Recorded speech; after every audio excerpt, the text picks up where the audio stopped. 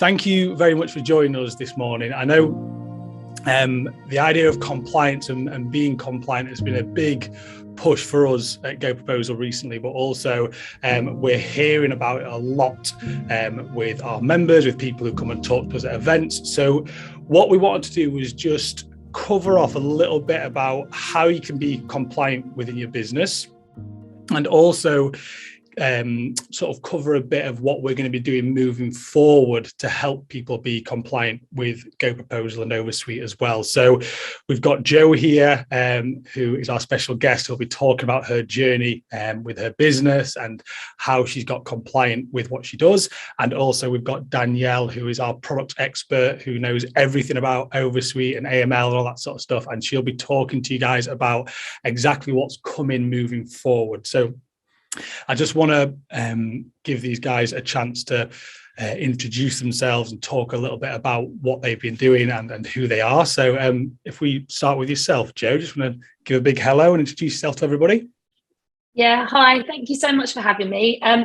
So I'm Jo Wood. I run a practice, a digital virtual practice from my garage in Gravesend in Kent. And it's a family-based business with my sister, my husband and my brother-in-law. We're all shareholders. My son works with us as well, and we've got 11 members of staff, all virtual, all over the country, and we serve clients. About 80% of our clients are beauty salons, hairdressers in that niche, and they're all based all over the UK as well.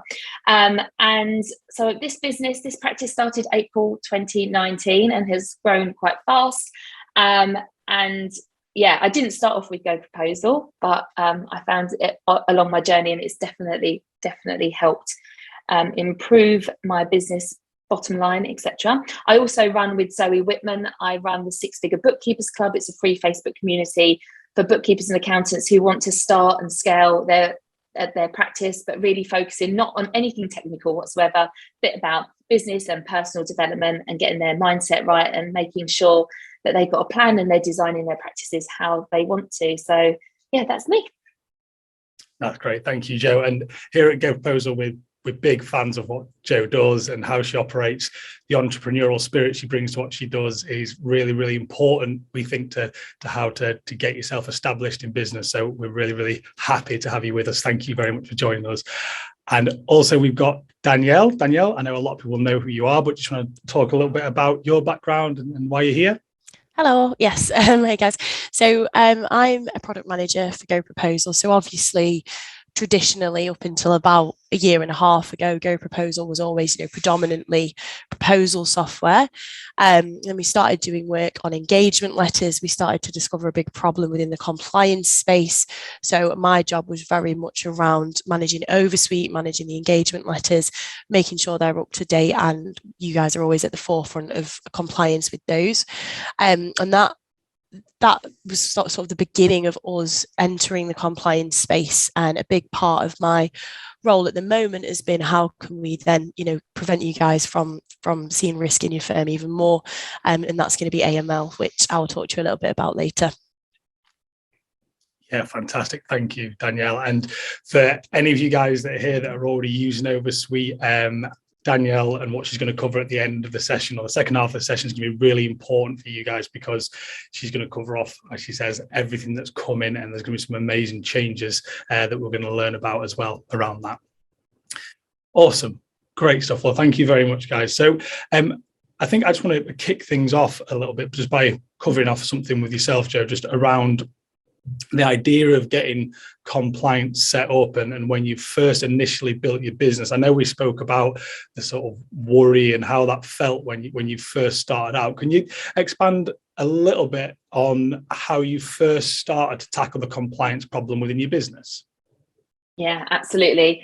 And as I said, when we had a quick chat yesterday to what we're going to talk about, I said, I'm so nervous about this webinar.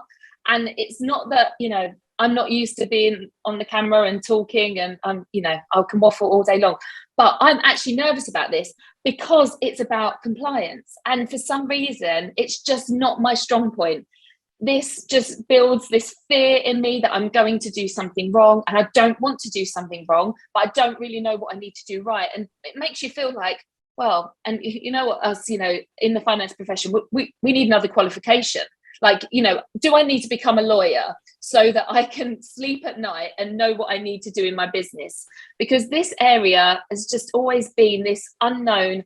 I can read about it and I just don't get it. It's not good for me. So even talking today, I'm like, well, I'm not the expert to talk about OverSuite, because I just let it do its thing, because I don't get it. So at the beginning of this practice, and this is my 5th practice I've had for multiple reasons, different things, but this is my 5th practice, and knew straight away that I had to get my letters of engagement sorted before I engaged with that first client. But I found that everywhere, the software that I was using at the time did provide a template, and my professional body provided a template. But they always came with it said, but you need to make sure that this is right and compliant for you. And maybe you should get a solicitor or a lawyer to check it over and make sure that it's right. And then I've heard of people spending, £1,500, £2,500 on solicitors, getting them to build this. And it just generates fear. It just generates fear. And even though you've got a template and you're sending it out and the client's signing it, and never knew whether it was right, whether it would ever hold up. I never had any trust or faith in it. And it just never felt good. And that was one side of my practice that just, I could do the rest of it. And I knew all of that and I was fine and confident, but this area just was not very confident whatsoever. That's so important, that, Jo. And I think what you touched on there around the confidence and the trust and the way those two tied together and how that led you to operate in certain instances. Again, I know yesterday we spoke about when you had challenges from people who maybe requested money back or wanted to sort of have an argument around the way services were offered. You mentioned about how confident you felt to deal with those situations. Can you talk a little bit about those as well? Yeah, absolutely. So in the past, when I had a letter of engagement that I'd used a template for, done the best I could do, and but I didn't have that confidence that it was 100% correct. So if someone came to me with maybe they were leaving mid-year and they were like, oh, well, I've paid this much towards the compliance bit, but I'm not, I would just give them their money back. I would just say, well, I don't know whether I'm within my rights to do this. I'm just, you can have your money back. Thankfully it didn't happen often, but there was definitely cases where people maybe they stopped paying their monthly fees, and I wasn't really sure where I stood. Should I give them their account? Should I give them access to Xero? If I end this, am I still able to chase the money? I just didn't know where I stood. And so I definitely just, whatever the customer wanted, I went with, because regardless of whether I felt it was right or wrong, I didn't know where I stood, and I didn't want to be taken to court. So I just wanted the easy way out of that relationship. So I didn't have any faith in the letter of engagement that I had. So basically I was being led by whatever the customer felt was right. And in the past, especially, my first practice started 2003. So especially at that point, I had even less knowledge, and and my clients that were choosing, that I didn't have an ideal client avatar then like I do now, and I wasn't attracting the people that I wanted to work with. I had loads of different people that weren't really my people, and they were treating me how they wanted. I didn't want to get in a fight with them or argument, so they would just go their own way and get what they wanted, and not making great business decisions. But I didn't know. You don't know what you don't know, so I just thought I'd end it there.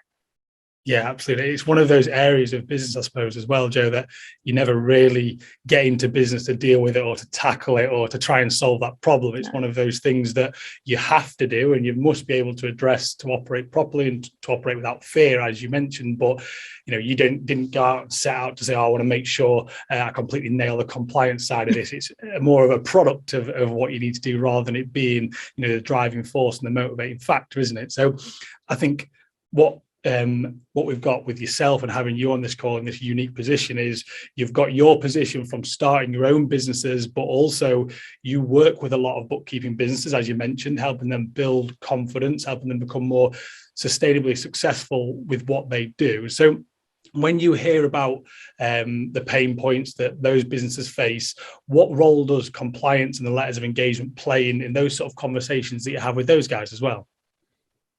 Oh, when you've got everything sorted, it kind of helps you with your confidence and stand your ground, but also it sets the scene at the beginning of that relationship. I think it's so important. I've really learned over the years that initial, the discovery call, and then how you engage the client and how you onboard the client, that is where the magic happens. It's a client training process. You know, James always says, you know, they don't look like a diamond, you have to create the diamond. And I've really taken that on board. But it's also about setting out your store and looking like a professional. I think the way that if you send out an electronic letter of engagement, that there is an approval process, and they have to put their signature, and it's date stamped, and it's like, this is what you are agreeing to. Whereas in the past, I would create a letter, maybe I'd attach it to an email as a PDF, ask them to sign it, ask them to scan it, ask them to send it back. But by that time, they didn't really want to do that. They just wanted me to do the bookkeeping, and they're like, oh, you're being a pain. Like, oh, you all need this stuff. Whereas the way that I can do it now, I look more professional than a bank or a solicitor, because it's like, people often come back and go, wow, this is impressive. And that's the view that they get from day one, because it's streamlined, it's easy, and they realize that they're getting into a professional contract from initially from day one, because they receive that on the discovery call. I'm setting that standard really high, like, this is really important, you need to do this or else we're not going to continue. Whereas in the past, it might have been that, oh, so and so hasn't sent back their letter of engagement yet, do you want to chase them? Oh, you know, it wasn't as streamlined, and none of my team even have to worry about whether the letter of engagement is signed now. They won't even be starting anything, or won't even know about the client until only when that letter of engagement is signed. All my team get told there's a new client. I don't even tell them about it until that point, because they're not going to be working with us until that point. So I love how it breeds confidence. So this is what I tell all of the bookkeepers that I work with. You need to find something that works for you. You need to find a solution. This is not going to go away. This is a very big part of your business. And it's about being a grown-up business. It's about, you know, yes, you might have just started and you feel really brand new, but if you are going to have a reputation and you're going to get leads in, that people are going to recommend you, it's all these things that really, they want to feel trusted. I mean, we're dealing with their money, their financials. They want to feel that you're a professional. So find something, a solution that helps you stand out amongst other bookkeepers and accountants, because you've got this fantastic solution. They don't want to be dealing with it either. They're not legal experts either. So you're both kind of playing it, and it's a case of, well, who's going to shout the most? Whereas now I've got something, I'm going, hold on, you've signed this. This is not how we're going to do this. So it's about having that confidence to be a grown up at the beginning of the relationship. Yeah, that's brilliant. That's so important as well, like in terms of touch on the idea of being able to put it central as well to the process, Joe. Like you mentioned, if you don't trust it, you don't have the confidence in it, then you don't put it central to the conversation, the discovery call. It becomes something that's like brush under the rug, and then you can't have that piece front and center when you do need to challenge it, or when you do need to hold them to account within there. So I'm going to throw a bit of a left field one at you here, Joe, that I didn't talk about yesterday. So please feel free to just say, I don't know, I don't have anything to offer to that. But when you're talking about being able to put the letter of engagement front and center, is it driven any different conversations with clients when you've been using OverSuite? Have you been able to have deeper conversations about certain areas, or if things comes up that you've not sort of experienced before? Absolutely. So, I mean, obviously people sometimes want to change their services and things like that, and that's absolutely fine. But it's very much, I'm able to have the conversation. Okay, but this is what you've signed, so this is how we're going to deal with this, because this is the procedure we're going to follow. And so a couple of weeks ago, I had exactly this. A client of mine, he is deciding to leave our practice. Absolutely fine. And he gave us notice, I think it was the 27th of the month of May, and he said, I'm not continuing into June. And I said, absolutely fine, more than happy that you want to leave. And actually the relationship wasn't working great for both of us, so it was absolutely fine. But I said, but as you'll see from the letter of engagement you've signed, it's a 30-day rolling contract. So we will be raising the invoice for June. You will be paying June's invoice, and we will then we have quite a few procedures to go through. Handover. We've got our software and things that we've paid for up until this day. I was able to prove everything, and he was like, okay, fine, that's fine. And the invoice went out on the 1st of June. It was paid by the 8th of June, and we are now working on the handover process. But that was partly as well because his misunderstanding of what we still needed to do. We said we're partway through a VAT quarter. We might as well finish that for you. That will make it so much easier for the transition to your next person. You haven't actually found that next person yet. So if we finish this now, how are we going to deal with your CIS? How are we going to deal with this? So it's an education, but because, like we say, we don't hide from it anymore, which I mostly did hide from it in the conversations, because what if they ask me a question and I don't know the answer? Whereas now I'm not saying I know the answers, but I know I have a team. I have Danielle that I can go and ask, and I can say, the clients come back to me with this, and I can say, great question to the client. Great question. Don't know the answer. I will be able to get back to you. Whereas I never had that support network before. And I had asked Danielle multiple times, someone's come to me about this. What do you think? And she says, just go to this page and highlight this section of the letter of engagement, take that back to them and say, well, as per this is what we signed. And they go, okay, fine. And they pay. So I did have a client that was finishing, their business wasn't viable, and they had to finish. And they said something, they were going to get a new accountant to do the year end. They still wanted us to do bookkeeping and payroll, but they said, we've already paid 6 months towards the compliance, but you haven't started anything with that yet. So can you give us a refund for that 6 months? And I said, Danielle, what part do I go back with? And she was like, just take this bit and go back and see. And they come back and went, fair enough, absolutely. And we explained it's a monthly contract. And yes, your perception is that we haven't started on the compliance in the year, but we have. And we're in close contact with the accountant. He knows what's going on. And actually, remember, you had that ad hoc meeting with him, and all these parts were going towards that. So it's given me so much confidence. Not that I'm now a legal genius. I still have no idea, but I have the support network around me, and they have signed, and I'm proud to say at the beginning, here is your proposal. There's a letter of engagement there. This will tell you everything you need to know about how our relationship is going to work. And if you're happy to move forward, then sign that, and then we can start the onboarding process, which sounds so much better than, here's your quote attached on the PDF. Oh, and there's a letter of engagement. If you could sign it, date it, scan it, send it back to us, then one day we might chase you up for it and check that we've definitely got it. Yeah, that's amazing, that, Joe. That's the first time I've really heard that in the context of how OverSuite and GoProposal work in tandem, I think, because you're talking about the idea of that transparency and the idea that you can go back to very clear, laid out compliance in the same way that people don't have that clear and transparent pricing. So when that gets challenged, they tend to offer discounts or, throw things in for free because they don't feel like they've got that support network or that system behind them where they can clearly demonstrate why something's going to be the way it is. So I love that connection there. And I think that brings us on to, I suppose, the way that OverSuite and GoProposal have worked together for you and having those more regular touch points around letter of engagement content. How has that sort of bled into other areas of the business with pricing and things like that for you? So obviously Danielle works really hard to update and keep things, fresh in OverSuite. And then you put that alongside, but then you think, well, I'm not just going to send somebody a letter of engagement or every time that there's an update. But what we do is, because we take into the idea of like pricing consistently and avoiding scope creep, means that I always, whenever I do a fee review, I give them a new letter of engagement as well.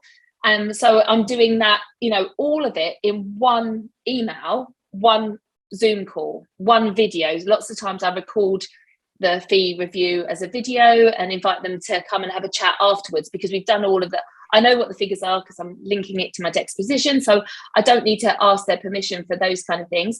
So I find it's just hand in hand, always, like where we're tweaking the prices, the legal sides behind it, if Danielle and the team are working on that and upgrading those, then it means that they can get a new letter of engagement at the same time. And what I really liked is the fact that I spoke with Danielle and said, okay, my practice is a bit different. I'm a bookkeeping practice, but we offer compliance. We subcontract that out to an ACCA accountant. We're different. How do we get that across in the letter of engagement? And Danielle's like, okay, we're going to go and work on this. And she did. So now that when I fill in and start with the proposal, I deal with the OverSuite bit as well as the proposal all in one. And I say, we're a bookkeeping practice, but we're offering outsourced accountancy. And I write the name of the accountant and his firm in there. And that's straight away the talking point. This is how we work. And I do this always live with the clients, so they know that straight away. Whereas when would I bring that up in conversation? They might say to me, who's this chap that is emailing me? But we have that right at the beginning because it prompts me to do that. And that's been great as well, because in the back of my mind, whenever I've used a template of anything else, I've been like, but we're not standard, like we're doing these other things and we're not the same as everybody else. So how am I really covered? And again, it just creeps that doubt into your mind that you're doing it wrong. And if someone comes back, you're just going to have to give them money. So It's really, really nice. Now I'm like, no, this is right. Danielle and the team say that this is right and I can do this. And obviously check with your professional body what your license is covered for, all of those things. But as well, and the other thing is Danielle's put in which professional body are you with? So I've chosen that as well. It's just all of those things. It feels so personalized. And that always gives you more confidence to know that, no, this is mine, it's ownership, because maybe there'll be another ICB practice, but maybe they don't work in the same way. So it really gives a lot of comfort. Yeah, that's great. That's brilliant. I think Danielle certainly is a superstar in this whole process. And what I love is the idea of being able to be reactive, and that we've got the function here to help you with that. But also I think it's worth calling out and bringing Danielle in here just to talk about the idea of the regular updates and how the quarterly review process works with what we do. Because I think what you're hitting on there, Joe, a lot is like these templates I've got to use. I don't know how to really use them. I don't know how to update them and keep on top of them. And that's all building into the sort of undermining of the trust and the confidence in it. So Danielle, are you able to just sort of give us a little bit of insight into the work you do around quarterly reviews when it comes to compliance content? Yeah, absolutely. So the compliance landscape changes so quickly at the minute. Like I work with our compliance expert, Valerie Stewart. So she's the lady that drafts up all the letters, and a man called Ian Waters. And those guys, every quarter, what they do is they sift through two things. So they sift through the governing body legislation, because like Joe quite rightly said before, if you're an ICAEW member, your engagement letter is going to be different to if you're an AAT member, and we always adjust it. So we need to check every quarter, have they changed any of their core regulations? So a really good example of this is one of the governing bodies last year, can't quite remember which one, they changed the regulations so that firms that were registered with them could no longer hold client money. And we need to stay in tune with those updates to make sure that all of our members are also staying in tune. And I don't know how many people would do that if they weren't using OverSuite. So I used to work with firms who just were really, really stressed about their engagement letters. They knew they hadn't updated them in 3 to 5 years, and they really needed to get some new engagement letters out. So the rate the landscape is changing at the moment, you can't really afford to leave it that long. So we do that every quarter, and then we also check the actual general legislation. So has anything changed? Are there any new service schedules we need to add? So a really good example was Brexit, the impact that had on GDPR. We needed to make a lot of updates to your engagement letters because of that. So it's just constantly evolving, constantly adapting to the landscape. That's brilliant. That's awesome, Danielle. And just in terms of not having those regular updates, if that wasn't in place for someone, are you able to talk about what risk is involved there? Is there any sort of measure we've got around what sort of risk you could be exposed to? It doesn't matter if you don't. I know that's a bit of a left field one. The risk of not getting your engagement letters right. So just in terms of that, not having those quarterly updates, I think I'm right in thinking that we do that more regularly than anybody else. So is there anything you've seen recently that could have been a big risk for someone who didn't have that quarterly update? I suppose it's fine if not. By the way, I know. I think it's. I have seen something recently. So one thing that can be an issue is when you have a visit from your governing body. So if you've got a visit from your governing body and you haven't kept the content up to date based on the information that they've recently provided within a reasonable time frame, then that can lead to issues. To be honest, the biggest risk I actually see, and it ties into what Joe was saying before, is people not understanding what it is they need to do.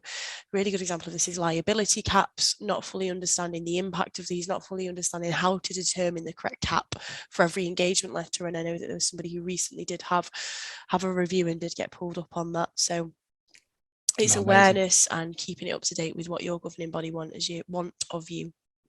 That's brilliant.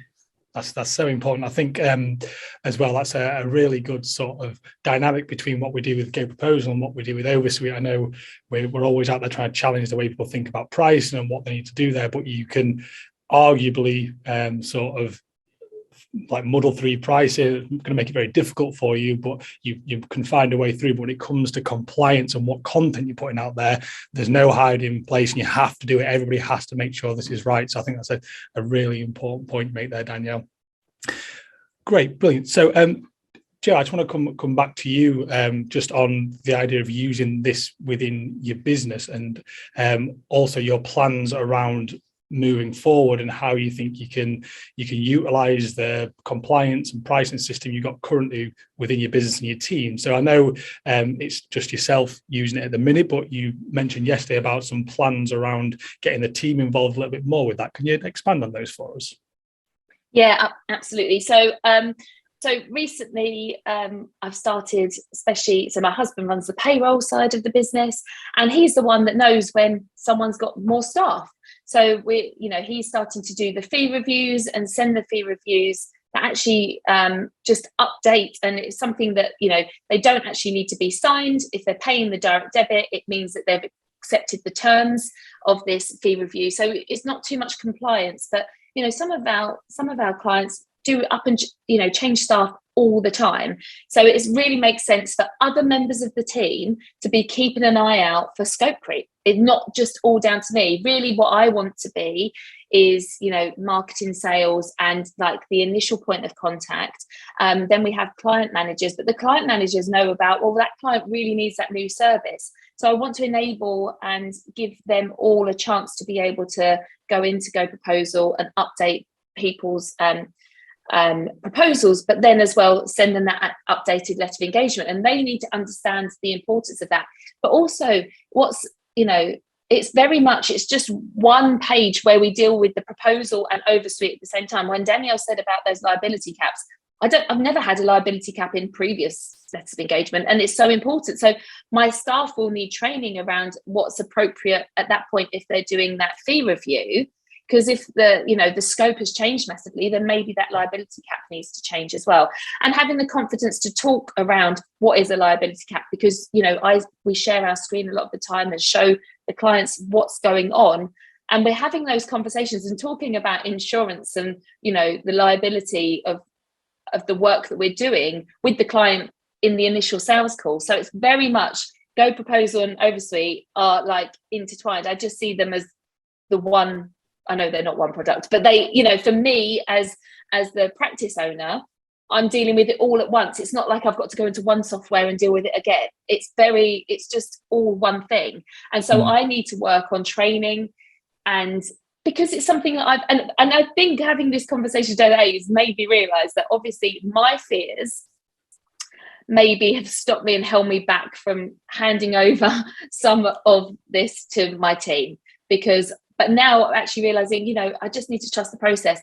Really, I was worried about coming on today because I thought, don't ask me questions about OverSuite, because all I did was do the wizard and now I'm happy. And now I don't have to think about it. It's just done. So I don't know what's going on behind the scenes. Obviously, I don't need to know. And that's the whole point of it. And I need to now get more competent and share with my team and say, you can take this on. Make sure if you send it out, send the proposal and an updated letter of engagement. I know you get to choose whether you do or don't. But for me, because I know Danielle and her team are doing the quarterly updates, for me, it's like, might as well send the updated letter of engagement at the same time. So I'm on a journey. I've got lots of learning to do, and I need to pass this down so that it's happening more frequently. No, that's brilliant. And so you've almost been able to delegate the compliance function to OverSuite and to the work Danielle's doing, and you want to sort of further that delegation within the team and spread it out even further. I think that's it's a really important idea there. And I suppose you mentioned at the start, Joe, around your journey with becoming compliant. You mentioned around your pain, managing all these templates, the fear around that. If there's anyone on this webinar right now feeling that way and unsure how to move forward and sort of really connected with what you said there, what would be your advice for them? What would be the first step to go out and solve that problem? Well, I mean, for me, it's a no-brainer. GoProposal and OverSuite are definitely the tool that I would suggest. But if you're not going to use them, you need to find something that's going to take all of the pain. And this is something that's not going to clear up on itself. And you don't know what situations are going to come to you down the line. I mean, however much you attract an ideal client and all your clients are amazing and something happens with them and it's out of your control. And a lot of it is about control. It's about taking control of the situation and being able to trust that the software and the product you've got behind you is going to do the job. And I 100% have that with OverSuite. And I love that you said that, Jack. Yeah, I have outsourced the compliance, I outsourced the legals to OverSuite. And it's not just the product, it is the people behind it, which make it amazing because we can have those conversations. I mean, Danielle's always said to me, Joe, what do you think about this? Is this something that needs to be sorted? And I'm like, oh my goodness, yes, do that. That would be amazing, because it's just helping take away those niggles that you have and you don't know how you're going to deal with them. And like I said, you don't know what you don't know. And unless you are going to instruct your own legal team or your own solicitor or your own lawyer, and like I say, I do know bookkeepers that invested thousands, and that's fine. If you want something absolutely 100% bespoke for you, that's fine. But just you need to do something. This is not going to go away. I've just found that GoProposal and OverSuite together have managed to help me be more profitable and sleep at night and be compliant. And ultimately what that does is give me the confidence to go out there and sell our services. The fact that I have the conversation about every service that we're going to give, and it's a choice that they get to choose. And then if they want to choose that service, they get to pay for it. And then they're going to stick to all the rules that we set out. It just gives me, a bit of clout at the beginning of the relationship, which I never had before. So then that helps me to raise my profile, get more visible, try and accept more, have more of those discovery calls. And then it just all leads to more success. That's brilliant. Such a lovely word to finish on there. Joe, success. Yeah, absolutely love that. And is there anything else you think our audience needs to know around your journey with compliance? Is there anything you're not able to share here that you want to be able to say?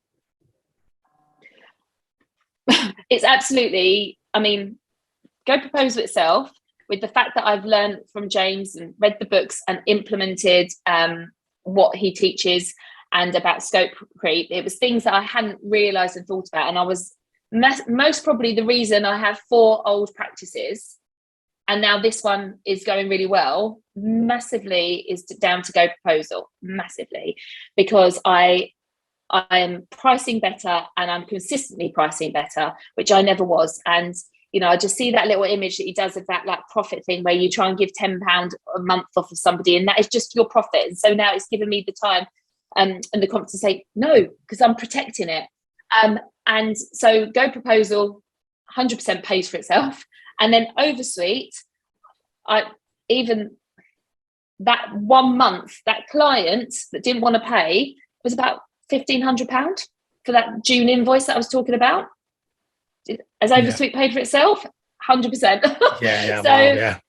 It's being able to have stand in your confidence, say yes, you are going to pay next month's bill, whereas before I wouldn't have said that and I'd have lost that. And again, that's all profit, that's all money that I wouldn't have. So the software pays for itself. It gives me the confidence to charge more, gives me the confidence to sell more, and gives me the confidence to sleep at night without any worries. It's a no-brainer for me. I haven't found another software that does all of that. That's amazing. Oh, fantastic, Joe. That's so good to hear about your journey and where you started and where you've been able to get to, but also what your plans are moving forward, and how OverSuite and GoPros have played that role within there. So I think now is a really good time if we look at what we're going to do moving forward, and sort of really lean on Danielle's expertise and knowledge around where we're going with the products that we offer.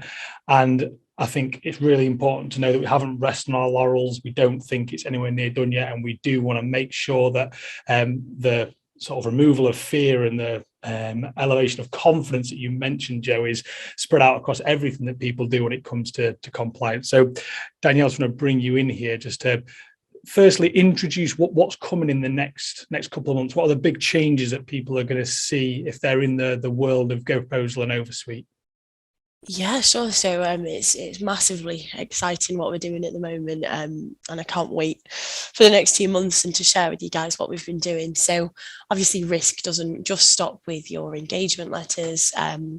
Arguably, even bigger risk, unparalleled risk, is anti-money laundering and getting that right. So we are going to develop, in the really same way that we have done with the engagement letters and OverSuite, a robust anti-money laundering system for you, so that you then have got that full compliance suite in GoProposal. Brilliant. That's amazing. And I suppose, I know you've got sort of ideas and thoughts around the features and things like that, but I think it's always really important with this to sort of start with the why and why this is such an important challenge, as you mentioned. So just from your experience, from your learning from the firms you've spoken to, from speaking to our compliance experts, where do people put themselves at risk when it comes to AML in the context of onboarding and monitoring clients? Yeah. So I couldn't. When I started speaking to clients for the past 6 months, we've been speaking to hundreds of members, and speaking to Val, and I couldn't understand why everyone was asking us to do AML, because I could already see there was software on the market. So I was like, what's wrong here? Like, why do people need this so much? And so I did even more digging with Val, and I realized that it's just a massive pain point for people. And the biggest thing, and it's the same with the engagement letters, what Joe mentioned before, the one thing that every single person said to me on those interviews was that they're not confident in what they're doing. They've got to sift through all of this guidance online. They don't have in-house legal experts, and they're just not sure. So that can lead to mistakes. That's a risk in itself, not being sure of what you're doing if you're expected to train your team in doing it as well. But that's not on you guys. It's like Joe said before, you can't be expected to be a lawyer, understand this fully when you've got all these other things you want to focus on, like growing your business. So one of the biggest risks is just lack of confidence due to not understanding the guidance that you're seeing online. Another big risk that firms often endure is when they're doing these risk assessments for their clients, they tend to use blanket templates that they just see as a checkbox exercise. And again, it's because it's a bit of a headache. People don't really want to do it. They just want to close their eyes and get through it. So they tend to see it as a little bit too much of a checkbox exercise rather than something that they're actively considering properly. Another big thing, and this one came from Val, was that people often underestimate the scope of what needs to be done for AML. So one of the biggest criticisms from the institutes was that there's almost this over-reliance on gathering identification documents and too much of an under-reliance on actually doing the risk assessment and the KYC assessment. So lots of different mistakes and risks within it, but not really on you guys at all. Brilliant. And when you say Val, just for anyone who isn't aware of Val's the compliance expert that we work with, that she wrote the content for the ACCA, is that right? Initially, she's been huge in the space. Yeah, initially, yeah. So she's been working on compliance for over 30 years. She works in risk. She wrote the initial ACCA engagement letters, yeah. Brilliant. And just coming back to those risks that you mentioned and mitigating those risks, how can a firm go out and be watertight in making sure they're not exposed to those risks? Yeah, so one of the most important things to do is to just make sure you're carefully considering every client you bring on board. So not using a blanket template, but thinking, what kind of company is this? How do they differ from my standard company? Make sure that you're asking the right questions, basically, when you're determining the risk for that client. The second is make sure you fully understand the scope of what needs to be done with every single client. So make sure that you're doing a full KYC and risk assessment before you verify your client. Make sure that you're not just doing this on the business itself, but all of the important key players within that business. Make sure that you consider the outcome of the risk assessment and then use this to dictate how much verification you actually go and get. That's a really important thing when it comes to understanding the scope. Another thing is just making sure that what you've got is up to date with market changes and legislative changes. So, for example, how has the way trading has changed influenced my risk assessment? Good example here would be cryptocurrency. How has the way that the market has changed influenced my risk assessments? Just make sure you're in tune to that and using that to influence the questions you ask. And then finally, one of the biggest things that came up as a pain point, just making sure you're keeping on top of that ongoing monitoring side of things as well. Those annual risk assessments, we're often a lot more enthusiastic when we onboard a brand new client. But when we've got to keep on top of it, it's remembering to do it and making sure you're setting those trigger points off for yourself, because it is just as important as that initial one. Brilliant. Nice. So we'd understand where the state of play is and why this is really important. Now, I think it's obviously really important for us to drill down into what's upcoming with our own product as well. Now, I know you were speaking to the guys about whether you could get it up on screen. I don't think we're able to do that today, are we, in terms of what we've got, or are you able to do that? No, we're going to have to keep it hidden from you guys. I thought so, yeah. That's yeah. But I think it's still really important in terms of what's coming, though. Do you want to tell everyone what's coming and what the big changes are going to be? Yeah, absolutely. So similar to what we've done with OverSuite, we're designing a set of compliant KYC and risk assessments, robust, designed by Val, to really help you and your team ask the right questions, to give you that confidence in the questions that you're actually asking and answering. As you work through those KYC and risk assessments, there's actually going to be inbuilt guidance from Val. So if I've got a high net worth individual, what would you recommend that I do before I bring this client on board? Again, this is going to really help with streamlining. So we're going to try and remove bottlenecks in the business. You can get your team on these. Updated as the legislation changes. So don't have to worry about this crypto market. Things in Russia will make sure that your risk assessments are up to date all the time. And it will also give you a hub to manage all of your clients in one place. So you won't miss any renewals. You'll always be on top of everything. So that's coming roughly the 18th of July. So definitely keep your eyes peeled. And what this is all about really is, these are great features. This is going to really help you. But it's taking your thinking away from these compliance things and just freeing you and your team's time up to grow your business, to focus on the things that matter, which is what we're all about really, and what we're trying to help you guys achieve. That's amazing. That's brilliant. You mentioned crypto a few times. I feel like you've got a lot of cash in crypto, Danielle. Is that why it keeps coming up? I do find it quite interesting, but yeah, it's a big risk. Brilliant. Great. So is there anything else you think we need to tell the audience around the changes? Anything they should be looking out for? Any sort of dates or sort of things on the horizon we can tell them about? Yeah, so this is just the start. The risk assessments and KYC assessments are just one part of your AML, and our goal is to become a fully robust, full AML solution for you guys.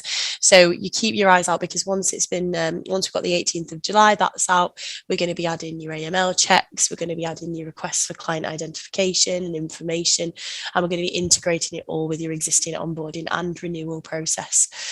So we're not going to be stopping. We're going to be shipping features every 2 weeks once this has come out. Obviously, we've got some other really big changes this year. One of them being moving the software away from being kind of PDF based to a live proposal and engagement letter solution. One of the biggest benefits you're going to get with that is, say, for example, there's an update to your engagement letters at the moment. You need to go in, download it, send it out again. It will just be an active, up-to-date engagement letter your client will be able to log into and accept changes. So lots of exciting things, a lot more digital and events-based we're going to become. Brilliant. Fantastic. Awesome. So I'd love to see if there's any questions out there. So if there's any questions, guys, please get them posted in the chat or in the Q&A if we can help you out there. But just before we take a look at those, Joe, Danielle, is there anything else you don't think we've said that needs to be said around the space of compliance, the world everyone's facing out there, and what they should be thinking about in the next 12, 24 months? Well, I mean, what Danielle's just said is so exciting. I've just been through an anti-money laundering. Well, in January, I went through an inspection, and the stress around that. I think you've just nailed like the areas that really stress us out as bookkeepers in practice and accountants. It's, you know, pricing, it's letters of engagement, and MLR. So the fact that you're dealing with all of that, it just makes me so happy and so excited. And I can see how, you know, at the moment, my sister has to, you know, review everything all the time. And the software that we've got at the moment doesn't list things in date order. So we don't know when people run out, and or we can't sort them or organize them and figure out, right, who do we need to organize today? She has to go through every single one of the lists and write names down. And it's just so cumbersome. And you hit the nail on the head, Danielle, in the fact that, yes, onboarding a client, that's quite simple because you're having those conversations, and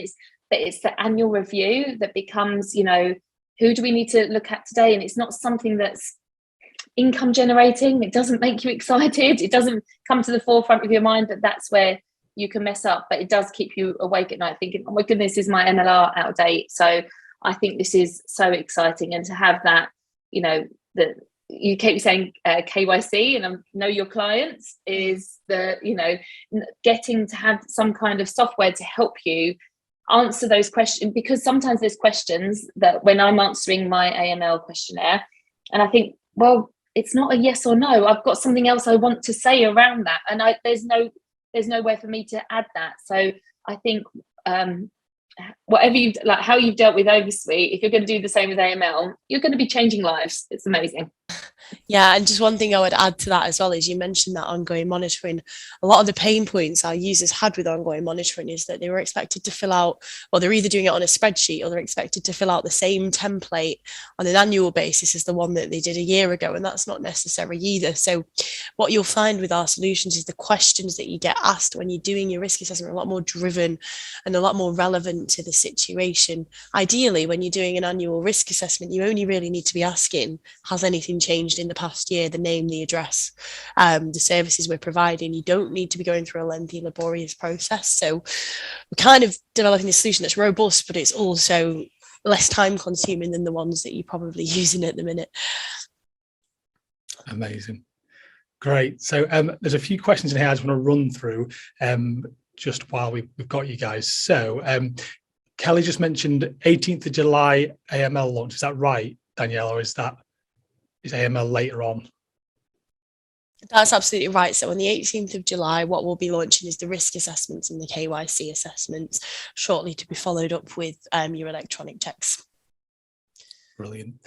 And then we've got a question around there. OverSuite is a standalone product as well. I know we've got some updates around there. So you can currently send letters of engagement on their own without proposals, can't you, Danielle? But there's also an update around OverSuite as a standalone as well. Is you able to offer that? Yeah, I can use OverSuite as a standalone product separate to the proposals. I would like to add all of my existing clients now to OverSuite, but wait until I upload them. Yeah, so I don't know if you're aware, you can actually do the send engagement letters without proposals. So if you wanted to update them, get them all out really quickly, there is an option when you're an OverSuite user to just send an engagement letter on its own, which you don't get if you haven't got the OverSuite package. And that's for that exact reason, is getting that all up to date before you worry about anything else. There will also be a standalone OverSuite product totally a little bit further down the line. Yeah, brilliant. Yep. Fantastic. Yeah, that's a great answer, mate. I'm pretty sure, but if not, please post in the chat again. But someone also asked around other cloud practice management software, not just Sage. So yet we do still have integrations with things outside of Sage, and there's no plan to become exclusive around that. So yeah, there's no worries there. And then we've got Mark, who's asked about AML system producing policy and procedure documents. Danielle, is there an answer around that? Yeah, absolutely. So the AML policies and procedure documents for your firm are on our backlog, which basically means it's there, we are going to do it. It just won't be a part of your V1 when it comes out on the 18th of July. But I would recommend just getting familiar with that system, getting all of your clients in there, making sure they've got an up-to-date risk assessment, and then we'll follow up with all of this stuff. Once every 2 weeks, you'll get something new for a while. Fantastic. Great. And then Robert's mentioned, will PDF still be an option? So I think he means in terms of letters of engagement and proposals. I know we're looking at live documents, but will PDF still stay as a feature, Danielle, within that when we make those changes? Honestly, at the moment, I don't know. So we haven't got the full documentation ready for that, but we can definitely consider what you said there, Robert. And we will do a lot of user research to make sure that if people do want PDFs, they're still in there. Great, brilliant. And very similar to the OverSuite question as well, Danielle, risk KYC AML, will that become a standalone like we're doing with OverSuite? Yeah, these are big long-term questions. So at the moment, it's going to be very integrated with GoProposal because we want to help you guys integrate it with your onboarding and renewal process. There's always that potential if you guys like it, and we can see potential for it in other markets, then absolutely. Yeah, definitely. It would make sense for us as well, wouldn't it? So it'd definitely be something we'd consider. Yeah, definitely would, yeah. Brilliant. Great. And then we've got Alex with a question here. So can you talk through how best to implement OverSuite? E.g., we have a lot of clients, all with engagement letters in place already. Do we need to reissue and get approvals on all with OverSuite, or can we approach it as an update into existing terms and just issue them as they come up for fee renewals? Have you got a position on that, Danielle, or anything you would recommend? Yeah, it's a great question, Alex. I would say that you probably want to think about how long it's been since you've last updated these clients' engagement letters.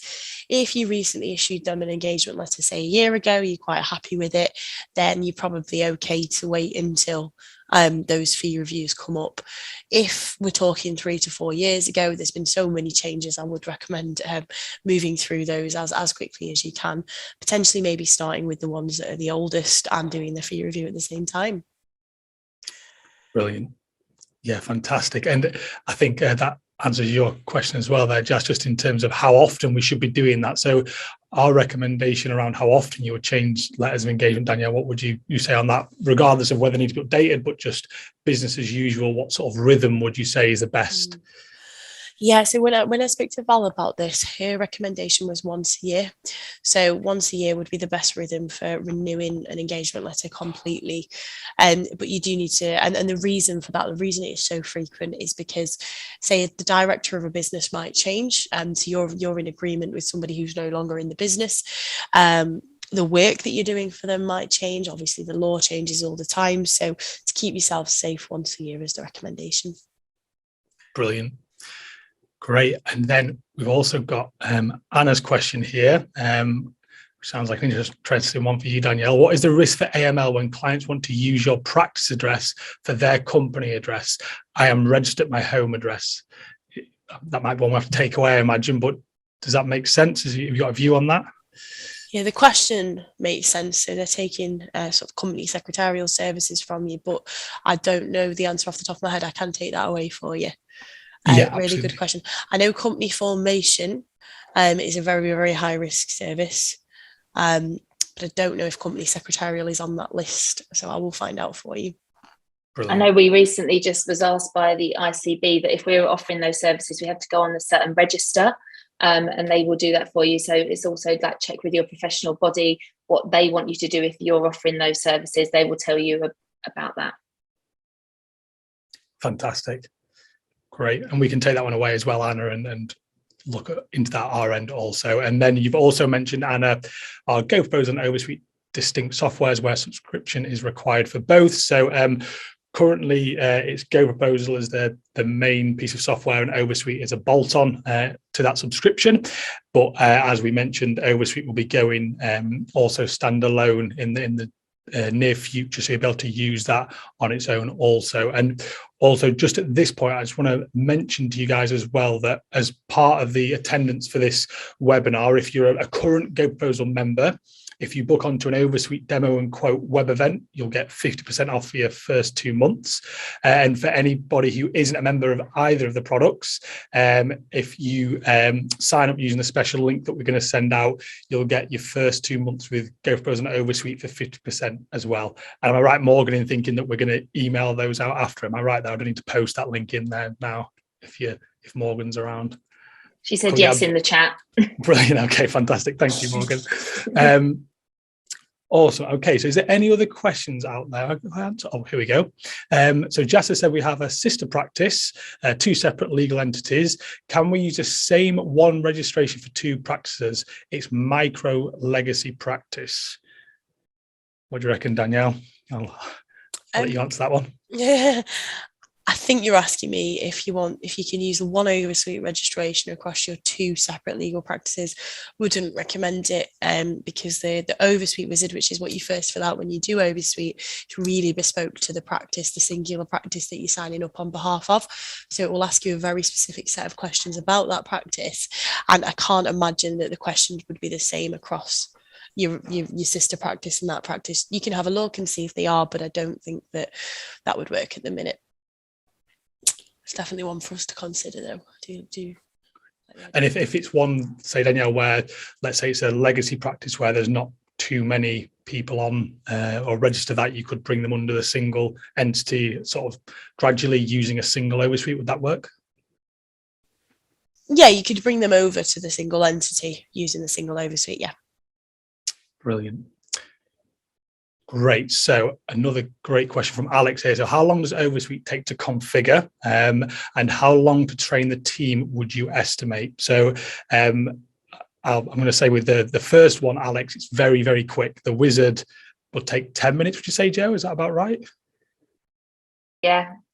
Doesn't take long at all. It's amazing, very quick. And you know the answers to all the questions as well. Yeah, brilliant. And just in terms of training the team as well, Alex, we would do that ourselves. So we run sessions where we train the team, and they're normally around 45 minutes, an hour long to get them initially on there. And then we have regular touch points across the first few weeks of using it where we can make sure any sort of kinks are ironed out in that as well. So both should be really, really seamless and relatively easy, but we're always there to help if anything does come up.